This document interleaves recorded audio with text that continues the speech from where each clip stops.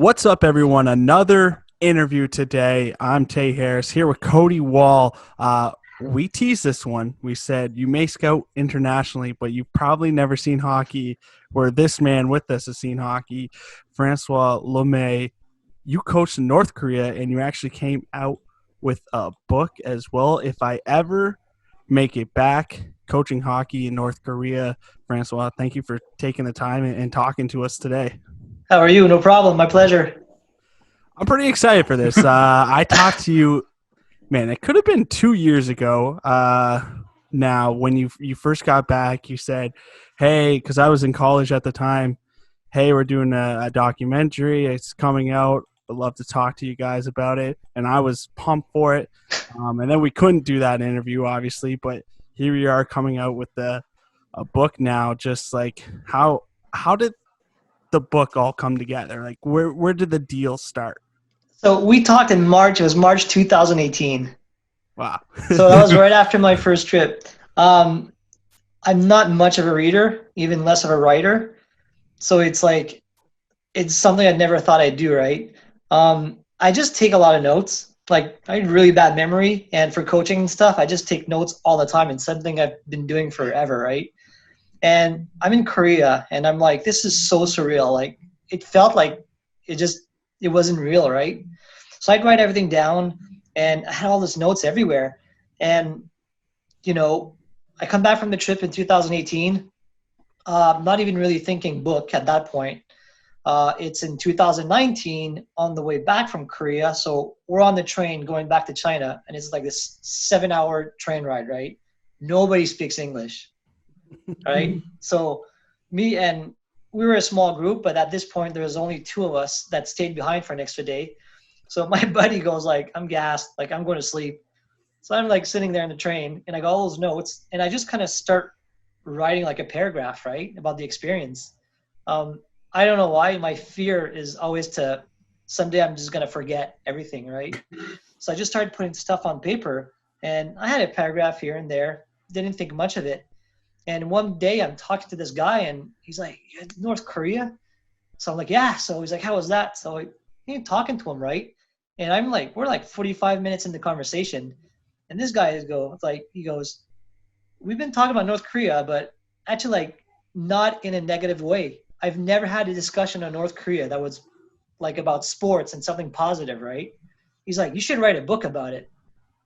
So I'm like, okay, I got to do this, right? Yeah. So it was like, honestly, writing a book is extremely hard.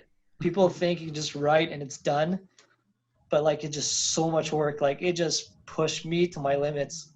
Like it's Yeah. funny to say because hockey's hard work, and physically and all that stuff. And I had to write, for a lot of people, just writing seems easy, but it was an extreme challenge for me.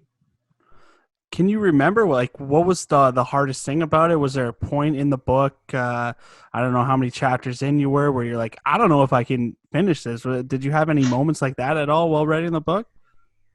Sometimes I'll be honest, like I could write till 2 or 3 in the morning, and then I'd do that for a week or two, and then I couldn't touch it for a week or two because I was like, this is not good enough. Like I'm not a writer, And then I started sharing a chapter here and there with people that I know read a lot, and the feedback was really good.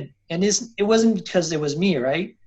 Like the feedback was really good. And at some point, someone said, "You know what? I feel like we're talking about this. I feel like we're sitting together, and you're just telling me the story." And people start saying like, "That's what I like about this book. It's super easy to read, and it's super entertaining, and I'm learning every single page, right?" So then I was like, all right, I'm on the right track. I'm going for this. But it's actually after I sent in my very final draft, I was like, this is not good enough. Like this is not good enough. So yeah, but it's out now, and people are gonna have their opinion, and it is what it is, right? Did you have like some editors help you at all with the process with the I don't know if it was a book company that you did the deal with or what happened? It's basically self-published. Like I talked to a few editors, like publishers, and they were just like, just the business side of it was just like turning me off. Like Yeah. it was really turning me off. So I'm like, you know what? I'm just gonna do it independently. So I found an editor in Victoria, BC, and we sent it back and forth. And That was it. So I just decided it's self-published basically through a company, but it's self-published. So obviously you wrote this book, but let's see how you got this opportunity. I know we talked on the phone briefly the other day, but like how many other countries have you coached in? Like you're a goalie coach. Yeah. You used to be here in Windsor with the Windsor Lancers. So I know you're in North Dakota right now. So how many places have you been? I've trained goalies in 13 different countries in the last 15 years. Wow, So I've been that's traveling a lot. forever. It's a lot, yeah. But my uncle is the president of Hockey France, which is like Hockey Canada in Canada, and he's on the IHF board. So I must have been like 12 years old or 11 or 12 when I started traveling to France a lot, right? And then we'd go to Switzerland. So that's where I got the traveling bug. So for me, like hockey and traveling, it has always been a fit. Like I've never traveled for anything else than hockey, like ever. I've never been to the beach, like no. I've been like Germany and France, Switzerland, Austria, Slovenia, China, North Korea, but like never on a trip where there's no hockey. Did you ever think hockey would give you that opportunity at all? Like while playing? I had to sacrifice a lot, right? I really like my freedom. I never really played that much. Like when I was a kid, I was just playing to play, right? Like it was just different back then, I guess. Like it wasn't about making it to here and there. It was a little too late when I decided I wanted to play more seriously. It was kind of too late. Like, you know, um, it's when I started coaching that I really like decided that, you know what, I'm going to travel as much as I can. And it's hard. I got like 4 kids, right? I'm married and it's extremely hard, but my wife supports me and stuff.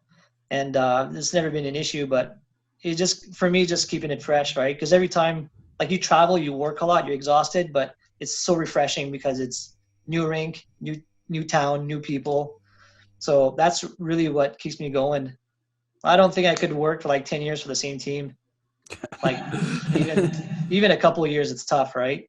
Yeah. Like I need my freedom. So for me, without traveling, there's just no hockey, there's no coaching. So what are you working on?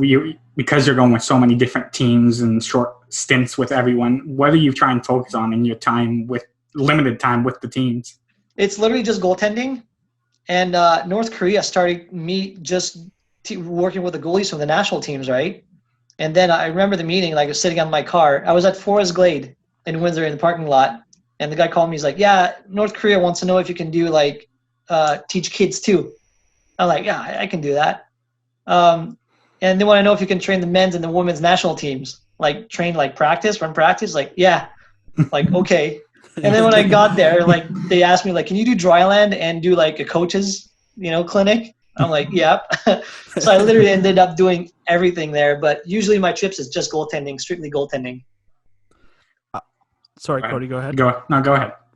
Well, I was just going to say, like, just before we get into the experience in North Korea, like, how much did it help you grow as a coach, like, when you moved on and coached at these other places? Tons, because, like, I'm a challenge freak. Like, if someone tells me I can't do something, I'm just going to work so much harder to do it, right? And I've taught a lot of times, like, those goalies in those countries, they don't speak English at all. Like my very first time, it was in early 2000. I was in China working with little kids, and they spoke absolutely no English, and I spoke absolutely no Chinese, and it was literally signs. Like, the goalie, I would put his arms up, and like show that the puck would go in, and I'd say like goal, good. They'd be like goal, no good. So then I would close the hole and say like, oh, no goal, and like they would give me thumbs up, and it's always been challenging, not speaking the language, but then again you get through this and like this, you feel like just you're unstoppable, nothing can stop you. So, and that's why North Korea for me, like they don't speak English, like none of them speak English there. So I was like, no problem, like I don't speak Korean obviously, but we'll make it happen somehow. So there's always a way, you just got to figure it out. And it's fun, like I love the challenge. Yeah, I was going to mention that, like with the language barrier in all these places, and you kind of touched on it with like no goal and stuff like that. But over the years, have you picked up any like little tips and stuff that you tend to go towards when there's that language barrier? I always do like a little like brainstorming right before I leave. like in the language. And then as soon as I leave there, I just forget everything. Like it's just actually in Korea is really tough. Like even names, I'm really struggling with names because I can't hear them. Because Korean is so different. I can't, you know what I mean? Yeah.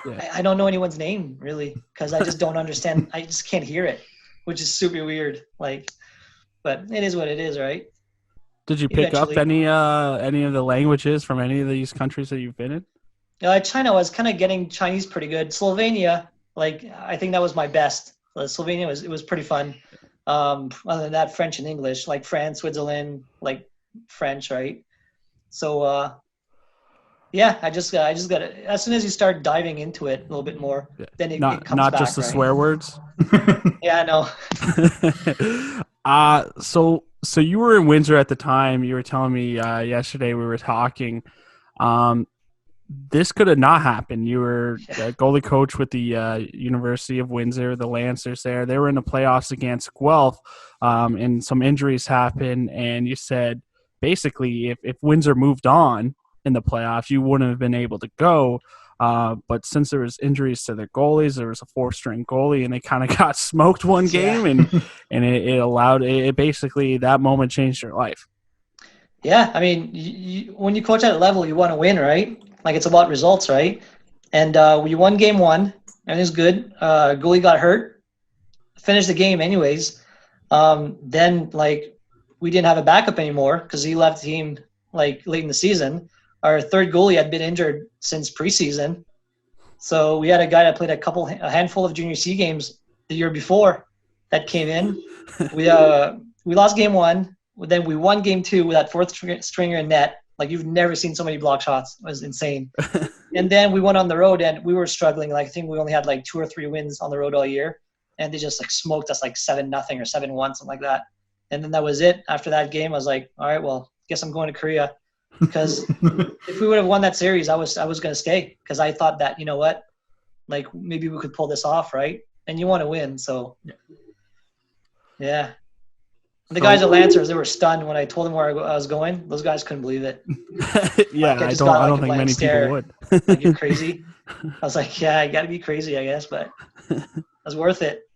And you kind of mentioned it with your family being really supportive, having young kids and a wife. Like, what did she originally think, your wife, when you told her, like, hey, I'm taking off for North Korea. I'm taking off to all these places just to go coach? You know, it's something I kind of brought up. Like, it's something I've been thinking about for a long time. And I mean, like, years and years, right? But you never think it's going to happen, right? But she knew, like, when I brought up, I was like, hey, you know what? This could possibly work, you know? I got a pretty serious lead. And she's like, well, you have to do it. Like, you have to do it. It's insane. It's going to be like people are going to, who knows what people are going to say, right? But it's like, it's something you got to do. And when it actually like, I'm like, okay, like it's time to do it. We bought the plane ticket and it was real. And, you know, she's at home. We had 3 kids. She was pregnant with her 4th one, 7 months pregnant. And in North Korea, like I can't call. I can't text, right? Like it's in a bubble. There's absolutely no way to communicate back home. So like basically I was at the border on the train on the phone. It's like, all right, well, talk to you in 2 weeks. And then dark for 2 weeks. And then you call when you cross back again, you call. I guess you could have called. I could have called from the hotel, but it's 20. So it was like 20 euros a minute. Right. Oh, wow. And you're not even guaranteed to get across. Right. So I'm thinking like, even if I had the money, you don't want to call and just as soon as you get on the line, like it hangs up on you, right? And now your wife starts worrying. Like, yeah. You know? Actually, funny story too. Like just before we cross the border, like the group we were with, it's like, all right, well, if something goes really, really wrong, like you have to find like the Swedish embassy. It's like they have phones and the internet there. They can call home for you. So like, all right, good, you know. But then you think about it, it's like, how the heck am I going to get to the Swedish embassy, like in Pyongyang, right? Like you can't just like call a cab, like a white guy, and just ask for the Swedish embassy and drive you there. So that's the kind of thing that, you know, I just thought about afterwards. But like the do's and don'ts are super clear, like before you enter, and you just gotta behave and just enjoy it. Some stuff is just out of this world. You just gotta play it cool and just ride with it and take in the experience. So were you given a list of rules like beforehand, or is this like, are you doing like PowerPoint meetings? Like what's kind of the process before you go over? So this group I was with, I've been there before. So I was the only new member, I guess, of that crew, right? And we just basically sat at the bar in China and just, don't talk about this, I'll talk about this. If this comes up, say nothing. And we actually had a little sign. If the conversation was going somewhere where it shouldn't, we kind of just make like a hand sign to each other, like really subtle. And then we knew like, okay, we got to stop talking about this, right? Yeah. So it was a little nerve-wracking at some point, but you kind of know what you're getting into. If you're well-traveled and you're respectful, there's no issue. Like I actually never felt that safe before somewhere. Oh, wow. Because, we had a small group. They really want to take good care of us because they want you to go home and say good things, right? But, like, at no point, like, even when we got one-on-one, so that's another thing. We got one-on-one time with locals, right? And that's like, there's media and journalists out there that have been trying to do that forever. And they never had the opportunity to do it. So we just rolled in and just had one-on-one time with the players and talked about their life, which is information that's impossible to get, right? You know what I mean? So, I mean, they really trusted us and we felt really safe. And at no point, they didn't ask us anything about politics or any sensitive issues, like none of it, which it was surprising, but they don't see North Americans too often, right? Some of them was their first time ever with a Westerner. Yeah. So, and they just didn't want to waste their time talking about stuff like that. They just wanted to know about you and your life and your experience there in their country. And what's even more fascinating, the second time, a year later when I went back, those people remembered every single conversation we had with them. Wow. Like, there's no phones there, right? Like, you can't use your phone, so your phone's in your pocket. So you really get that one-on-one time, like that experience, like you really dive into the conversation. But those people, they all remembered every single conversation I had with them, which is just like kind of blew my mind, right? Like here you talk with people and people are distracted by their phones and this and that, right? There's not much value anymore in a one-on-one conversation. Well, not as much as there anyways. Yeah. So for me, that was just mind-blowing. They remembered everything about my family. Yeah, like about where I was coaching, about my team. Like they remembered every single detail. Wow. Yeah, it was cool. It was pretty cool. Yeah, I was gonna ask you, like, what's the biggest difference you've noticed coaching, obviously in Canada, and when you go overseas, all these places? Is it the one-on-one time? It varies from country to country, right? But like North Korea, the Russians used to go there and train them like in the 50s. The Chinese and the Russians, right? Then the Korean War happened and all that stopped, right? So basically their hockey is basically frozen in time there. Like, here how you mix up you have your line of forwards and defense, right? Yeah, you can mix them up. There they play in units of 5. It's always the same 3 forwards and the same 2 defense. So here a line would be, you have 3 or 4 lines of forwards, right? Yeah. And 2 or 3 or 4 pairs of defense. There they only have 4 lines of 5. And seniority there is unreal, right? Like young players will do everything to get the puck to an older player on the ice. Like they could be like high slot by themselves, nobody between them and the goalie, and they'll find an older guy that's like on the side of the net and they'll pass it to him. Stuff like that just blew my mind, right? Now, do you step in there and try to coach the right things, or was there kind of rules? That's where you got to be like, that's why it's a little sensitive, right? You can't just yell at them. It's not going to work, right? Yeah. You need to explain, right? And make them understand. But, that's like their culture. It's so ingrained in their culture. But then you got to explain them that, like, it's good that you guys, like, you're part of a team, right? Like, it's good that you guys respect each other so much that you do this, but you're playing to win here, And there's times where you guys shoot the puck. Like, you shoot for you, right? Yeah. And that was a little weird. And then there's another issue we had, and like we would scrimmage and the goalie would never cover the puck, right? So we're like, why don't you cover the puck? And he's like, well, we just want to get control back, and then we can throw the puck out, and then we can change.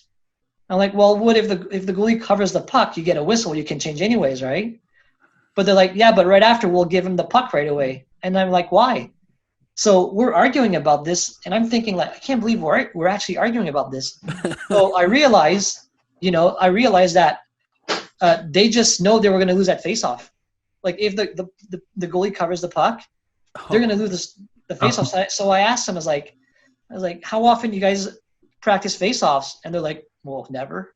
So I'm like, like just stuff like that. It just kind of blew my mind, right? But it's just culture shock. It's just dealing with hockey that hasn't, no evolution since the 50s, right? So it's just crazy stuff. Did you see any growth from the first time you went there and then the second time? Yeah, actually a little bit. Like that was surprising. Like we would have discussions and talk about stuff, and even the next morning, like when you walk at the rink, those coaches were working with players, and they would actually do it, right? And it carried on till the year after, which was surprising. So it's a step in the right direction. Like there's a ton of work to do, but definitely a big step in the right direction, right? And you were training like women's hockey players as well. Was it all one group, or is this like separate ice times? All separate ice times. The women's national team, the men's national team. Then we did a youth clinic, youth practice, and then at some point we got some of the younger girls that weren't around to get a practice for them too. So it was all separate. And then we had like goalie practice. Like they've never done anything like that. Like we did like small area games. Like they've never seen that. Like they were just blown away. Like it was just like it was like stuff we do every day here, right? But for them it was so new, and they got a kick out of it. And actually, when we showed up the second time, and the first players we saw when we showed up the second time was with the women's, right? And they saw us, and they just lost it. Like they were just so happy to see us, and people would leave like people would leave conversations that we're having just to come and say hi to us. And like, it was crazy. Like, it was actually pretty emotional to see that people were just so excited to see us, right? So. Well, how often do they have coaches come in and help? Never. Oh, really? Ailey Wickenheiser, she went there. She was invited by a Canadian group that was doing a trip there, and she just kind of hopped on the ice with them a little bit. But officially, like I'm the only foreign coach ever to be invited there. Wow. Yeah. And I'm like nobody, right? Like I'm just, and like the crew that I was with, like they're from Vancouver, and while they're making the movie, right, like they met former Canucks players that wanted to go there. So at some point they had to choose between them or me, and they actually picked me to go, which is like kind of mind blowing, but I guess it's all character, right? You got to bring the right people there, or else you're just going to get in trouble. And you can't have that. How does a kid in North Korea decide to play hockey? Like, how does that process work? They don't really decide to play. They're basically picked to play. Oh, okay. China was like that a long time ago too. Like, so like schools have like competition weekends, right? Like it could be like track and field here, right? And people from different sports show up at schools, and they kind of watch the kids and say, I want him and him and him. So then after they talk to them, it's like, you want to play hockey? Like you can become a hockey player. And that's how they start playing hockey. Wow. So it's not like the kid just like, knows about hockey, has seen hockey, and he just decides, hey, mom, dad, I want to play hockey. And they just buy him gear, right? Like it doesn't happen like that. They're basically chosen to play. Yeah, you mentioned the gear for a second. Like, what type of equipment do they have over there, and what type of facilities do they have to work with? Because I can't imagine they're the best. Gear-wise, like it was tough. Like it was actually really, really tough. I knew I had to bring a lot of things. I had 10-year-olds that had skates that would fit like adult players. Oh wow! And sticks, like they didn't even have sticks for everybody. Like the women's national team, at some point, we're doing practice, and there's a girl waiting in line for a turn. So I look at her, like, "Where's your stick?" Like through the translator, right? She's like, "I broke mine." I was like, "Do you have another one?" She's like, "No, I don't." So they was just exchange sticks between the reps, right? Yeah. So I'm like, you don't have a stick? She's like, no. So like I had a few extra, so I gave her one. But like the women's national team did not have enough sticks for everybody. You know, Crazy. the men's team, I don't think there's a guy, I don't think there's one player that has an actual stick that actually fits him. You know, I've seen sticks that were cracked that got welded. I've seen skates that the blade has been welded on the outside. Gloves that are just falling apart. Like the city teams have a little more money, right? But the countryside teams are really, really poor. And I saw a goalie that his chest protector was basically homemade. It was a normal cotton shirt, like long sleeve, and they just added a bunch of plastics and there's a pillow in there somewhere, and that's his chest protector. Wow. Like there's goalie pads from the 70s. Wow. So, Like- so they actually have like a whole league though. Yeah. Yeah, playing. Yeah, at some point I think they had 8 teams. Last year I think they had 6 on the men's side, and I think 5 women's teams. I've never had a really clear answer, actually. To be honest, I asked so many people, and I've got different answers all the time. It's like they have their own domestic league, but nobody could really tell me exactly how many teams they have playing in that league. Because there's so many teams that drop out and come back because of financials, right? Yeah. Yeah. Did And actually, like equipment-wise, like every single game there is a white team against a red team. Because their jerseys, the national team, the IHF pays for their jerseys, right? And when they get new ones, they recycle the old ones to clubs. So one team has like the red set, and another team has a white set, right? And they just kind of rip off the logos on it and put their own whatever. Yeah. So it's always a white team against a red team. So none of these people are even seeing like NHL games or any game tape. Like none of them have a favorite team. No. I asked them, like, they asked me where I was from, and I said, well, I live in Windsor. It's right across from Detroit. And I was like, do you guys know the Detroit Red Wings? I was like they knew Wayne Gretzky. Yeah. They had no idea who Sidney Crosby was. Oh, wow. No idea. They didn't know who the Montreal Canadiens were either. Oh. Like, yeah, living in a bubble, right? Yeah. Yeah. Yeah. So did you find it difficult not to show any tape to them when like trying to teach lessons at all? Or? Yeah. Actually, like even if I would have brought some video, like there was no way for us to watch it there. But that's something we're going to do next year. Now they're set up so next year I can bring some KHL, some NHL, some NCAA clips, and just go through them right with them. So other than that, like they've seen themselves on tape from the World Championships and the other teams they play against. And the other team they play against, it's not high level hockey. It's like Team New Zealand and Australia, and like you can't really learn from those programs, right? Yeah. It's not pro hockey. Let's just put it that way, right?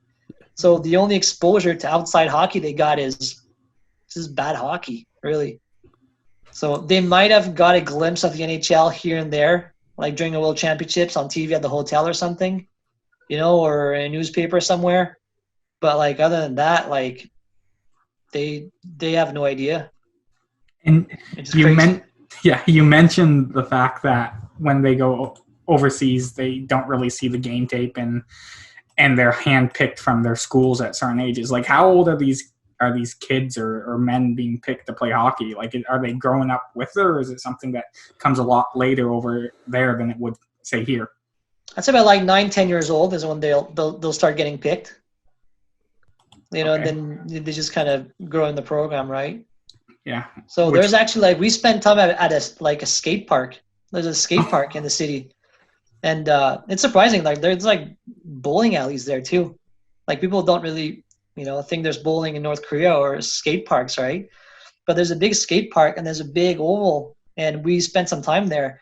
And I told the coach, like, if you want to recruit good players, this is where you should do it, because there's a lot of kids that are really good skaters on rollerblades, but they had no idea what hockey was. Oh, wow. So even the recruiting process, like, I think we can change a little bit, right? So if you're a good roller skater, you're probably going to be a good skater on ice too. So why not, right? How much did you personally get to explore? Like, or is it kind of hotel to the rink, back to the hotel for you, or did they give you some time or certain places you were allowed to go? On the first trip, there was a little sightseeing plan, but like our schedule was pretty tough, right? And so we didn't do that much sightseeing, but the second trip we had a lot more time. And the weather's pretty decent, like, like mid 50s maybe, a little cold, like end of February, early March. So we spent a lot of time outside and walked a lot and just saw a lot of stuff. Like we went down to the DMZ too, but on the northern side, not on the southern side. Yeah. So it's so weird because on the South Korean side, you have all those binoculars and all these things for tourists, right? And on the north side, there's like nobody. Like there's not even like nothing. Yeah. It's not like there's a shop or a gift shop or binoculars or viewing stations. There's none of that. And then the South Korean side is just packed with people. Yeah. And they just wave at you. And they're like, "What are you doing there? You're obviously not Korean." Yeah. They're like, "What are you doing there?" But that place is intense. The DMZ, especially on the northern side, is intense. Was there a lot of like security when going there and stuff? Oh yeah. Big, like the best of the best of the military are there, right? Some of those guys are huge. Like, and North Koreans are kind of little, right?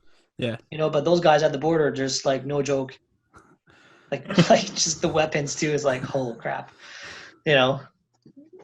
So yeah, best behavior. When it comes to coaching these kids, do you see, like, has there been a change with, like, when I don't know how to explain. I guess they talked to South Korea since your first time to being there your second time. Did you notice, like, did they ever talk about any plans of joining the teams or anything like that? None. The first time I was there was right after the Olympics, right? Yeah. Okay. And at some point, we someone in our crew bought like a magazine at a gift shop, and there was pictures from the Olympics, and there was hockey pictures, and we hung out like with two of the women Olympians on that team were with us. Like they would hang out with us a lot, right? And we showed them the magazine, and they've never even seen themselves on picture at the Olympics. Yeah. So there is absolutely, like, South Korea or that mixed team has never even been brought up. They just don't talk about it. Really? They don't really talk, huh? Like, those people are like super shy. They don't show emotion, but they're really nice people. Like, they just don't really trust you. Obviously the way they're raised, right? Yeah. So you got to gain their trust. But we did that fairly quick with us. Like, they knew that we were there to help, and they saw that we were working hard, and they knew that, like, we were paying out of our pocket to be there, right? There's no money to be made there, right? Yeah. And there's like, they just didn't understand why we would go there. Like, they know, like, the world doesn't like us. They know that. They're very aware of it. So for them to have us come in and just care so much and do so much for them, they kind of like, shock at first, right? But like, I think like it was after day 3, the third day on the first trip, then people really started opening up to us and asking a lot more questions, and you'd see them smile a lot more and just be more like emotional if you want, but those people are just like, you can't read them. Was there any backlash for you when you told people you went to North Korea or you were going? Did people say, why would you support this country or do something for them? Well, it's funny because my Canadian friends, the people around me, like, thought it was awesome, right? Like, this is so cool. And pretty much everybody thought it was so cool, but I did get like a few messages of people saying like I was a terrible father or husband for leaving my family to go to a place like this. And just to be clear, like, we're not supporting the country, right? Like, hockey's like, I don't even think they know they have hockey in their country, right? Yeah. Like, there's like, they finance themselves, like, they get absolutely no money from the government. They're on their own. You know what I mean? So it's just two complete different things. But I did get a few messages. I was like, yeah, you don't get it, but Did you want to show? I know you got a couple pictures you want to show us. I'm not sure if you want to go through them right now and kind of describe what they are, because we do an audio version of this. This one? Okay, so that's in my hotel in China, right? Okay. Yeah. So that's Dandong in China. I think it's like 1.7 million people. And on the other side is North Korea, basically, which is nothing. Yeah. Yeah. Just like those rolling hills, right? So go to the next one. So same view, right? Yeah. So that's during the day. Next one now. That's at night. City's dark. It's just It's dark like there's over there. nothing. There's no light. Wow. Wow. So at this point, I was jacked. Like this is just like that was like our 2 or 3 a.m. in the morning, and like in 5 or 6 hours, we were on the train going across the border, right? Okay, yeah. I'm just like can't sleep. Like just can't sleep.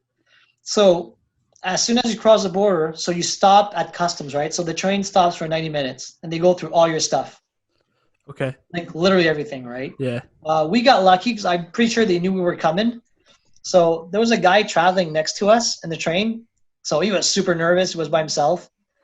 And so, you know, the custom agent comes and talks with us and stuff, and he sees my hockey sticks and he's all excited.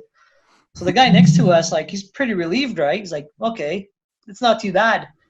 So when his turn comes, like, they literally, like, go through all his stuff. Like, they unfolded his socks. Because you got to make sure you don't bring anything sketchy inside, right? Yeah. And this guy was just like just soaking wet. Like he was just so terrified. It was so funny. So basically you go like old trains and just kids playing, and that's basically your view, right? Like Yeah. from your train. It's like some of those trains are like they have to be Korean War era. Wow. Like it's old stuff. And the kids are just there playing between the tracks, right? So yeah, old trains, a lot of military people. So that's the view from my hotel room. Wow. So that's the arena right here on the left. Oh, okay. Okay. So that's the rink. And then you have like that big cone there in the back, that big pyramid. So that's a hotel that actually never opened. Oh. So it's supposed to have like 3,000 rooms, but the whole structure is unsound, so they couldn't open it. So they covered the whole thing with glass. And now if you go to the next picture, they use it as LED screen. Oh. Oh. So a whole bunch of like there's rockets on there. There's like war videos and stuff. It's like just insane. And then the arena at night, which is pretty cool actually. Did you see any of those parades that they have or anything? No, but we went on the site where they have all of them, and it's just it's crazy. There's actually like, you know, those parades, everything's organized like really good, right? Yeah. Well, there's little dots and numbers painted all over the ground, like. Oh, okay. Yeah. For people like to, so people know exactly where to stand and stuff. Yeah. So that's inside the rink. Okay. Now, do they play basketball in this rink as well? No, just hockey in that one. Okay. So you see in the back the picture of the leaders. Yeah. So every building, every room has pictures of the leaders there, right? And if you photograph them, you got to get the whole picture. Oh. Like you can't, you know what I mean? Yeah. So the players here, that's the men's team. And after practice, they all stand like this in front of the coach, and you give your post-practice spiel or whatever. Yeah. And then they bow to you and tap their sticks after every single practice. Oh, wow. Which I was like, wow, I've never seen this. Now, are those like suites up there, or what are those? Were those? Oh, they're just normal seats. Oh. Yeah. Well, I didn't know. I didn't know if they're, popping bottles up in the suites or something. Yeah, no. Conso. So this is like basically, she was one of the Olympians, 23-year-old Soo Young Jun, and she's like their best player, right? She's incredible. She's such a good hockey player. She's so small, but she's so tough. And if you go to the next picture, so on the left, that's her, right? Okay. So she was a torchbearer at the Olympics when they went up that big flight of stairs. Yeah. So that's her. And then the girl on the right is from South Korea, Jongha Park. Okay. And I know her as well. I coached her at the Ontario Hockey Academy years ago. Yeah. Wow. So you coach both of them? Both of them. So basically the best South Korean and the best North Korean hockey player. I literally am both of them. How cool is that? That is that's a cool moment for sure. Were there any other kids or any of the men or any other women that you thought, okay, these are some studs? Were they could play hockey in Canada? There's a couple of girls. There's really one of the men's. Like he's one of the youngest players, but they treat him like a veteran, right? Yeah. Okay. And yeah, but he's pretty good. But it's just the skating's a little rough, right? Yeah. And like, yeah, their equipment's really not the best, and it shows. So that's me with the women's national team in front of the rink. Oh, cool. Like they're just grabbing me like by the arm and stuff, and it was a good time. They really appreciated everything. And it's good because you don't feel that at home, right? You don't feel that warmth, you know? Yeah. Yeah, no, I So- don't think kids hug their coaches too often. No. So this is the young kid, a 10-year-old I told you about. Look at the sticks, the stick and the skates, the gloves and the Yeah. helmet. Just nothing fits, right? Yeah. Yeah. Yeah, it looks So like I brought a Cody. huge bag. I had a huge bag of skates and gloves my first time. And him, like we actually found him a pair that fits him perfectly. And the kid brings his skates at home now at night. Oh. Oh, And it's like, he says it's his most prized possession. wow. And Now he's not wearing a mask either. most of them don't. Wow. And that's an old Jofa bucket too. That's old, yeah. I don't even know what those gloves are. The stick is too big and it's a straight blade.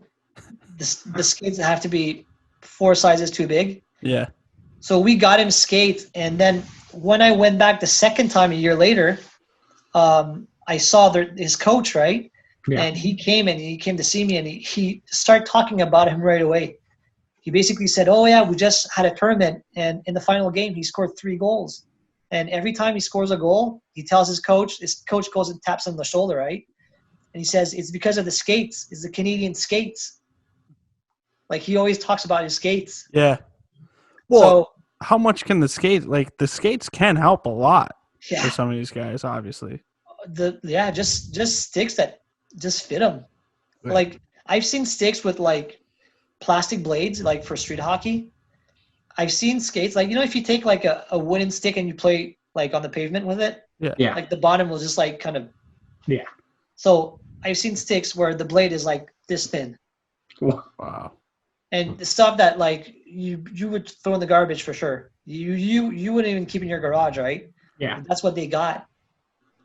Wow. So and the second time I brought 70 pounds of sticks. Wow. And I Now- felt like it had 6 hockey bags full of stuff.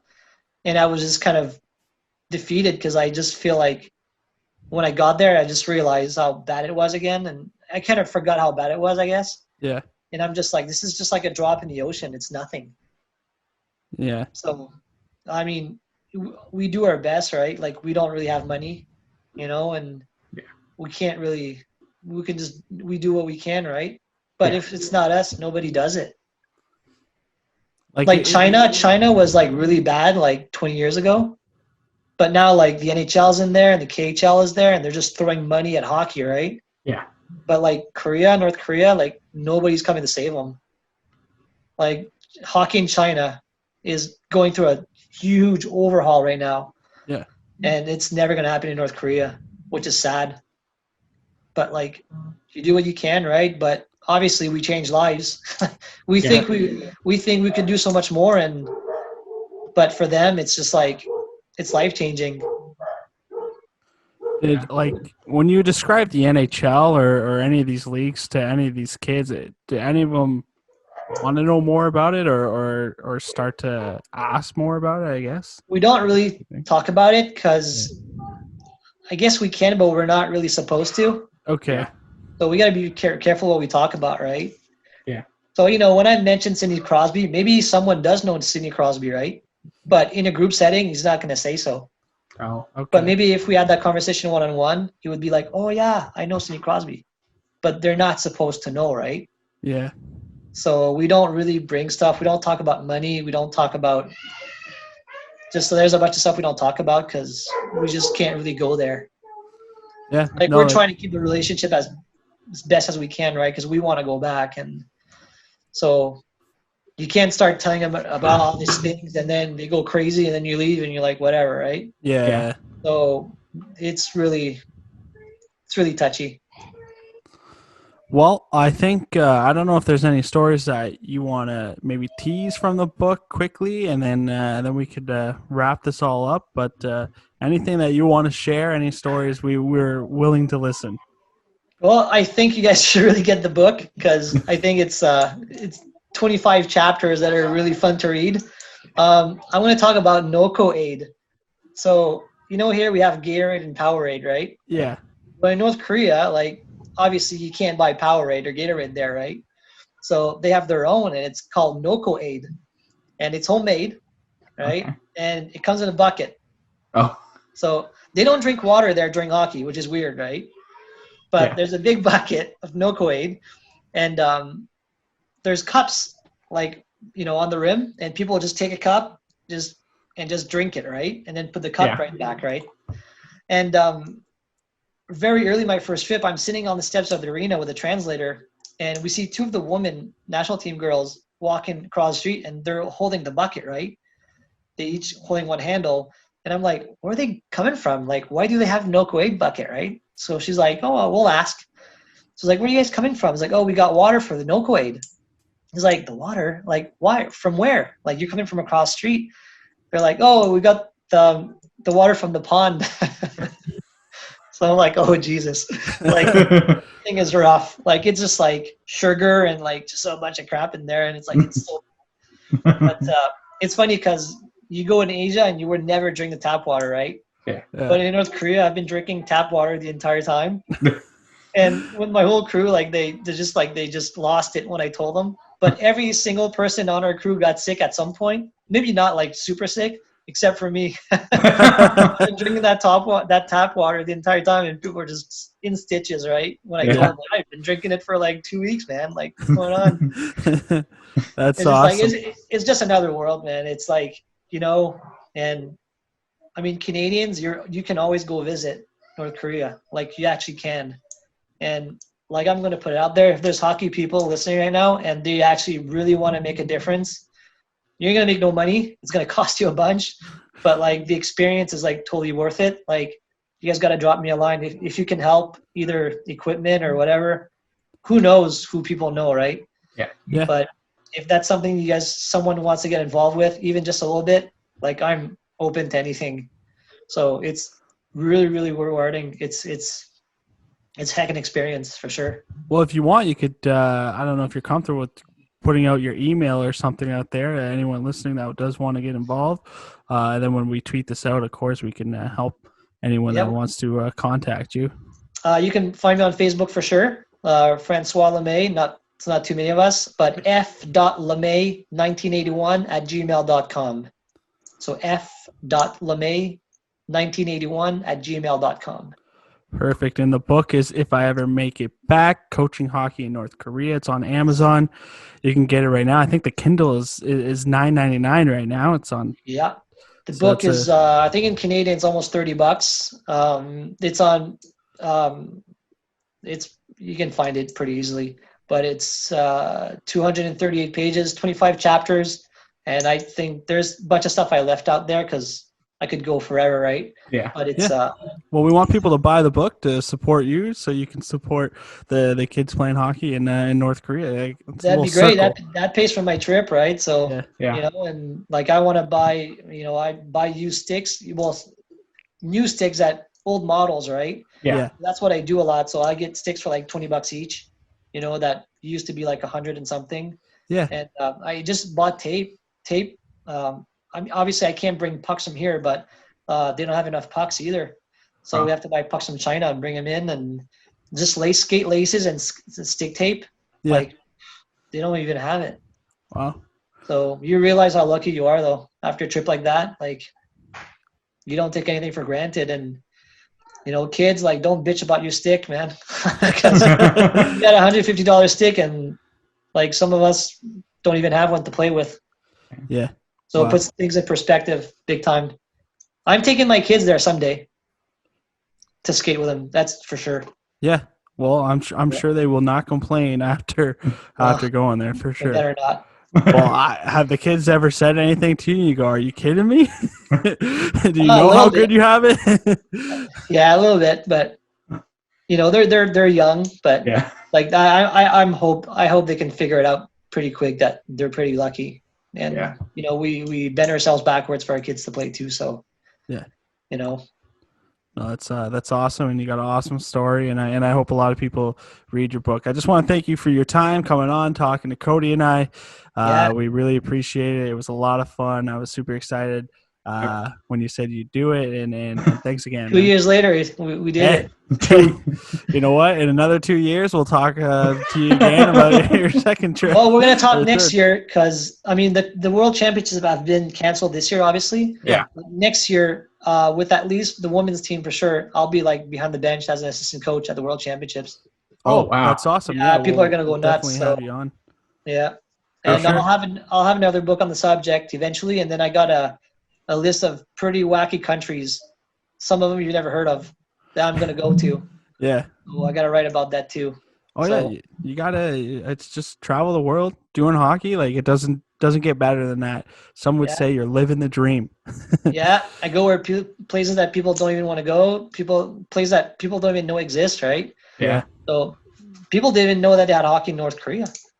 Yeah, I didn't have any idea until you mentioned it. I figured they would have different sports, but hockey was not one of them. I would think.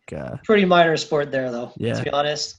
But they have quite a bit of kids playing, though. But, with one arena, a second one starting soon, a lot of the game is played outdoors up north, right? Yeah. And those people are just like, they never leave their hometown. Yeah. Well, and that's crazy. Yeah, we'll have to talk to you about the new arena and everything. Yeah, thanks again. Sure. Thank you very much.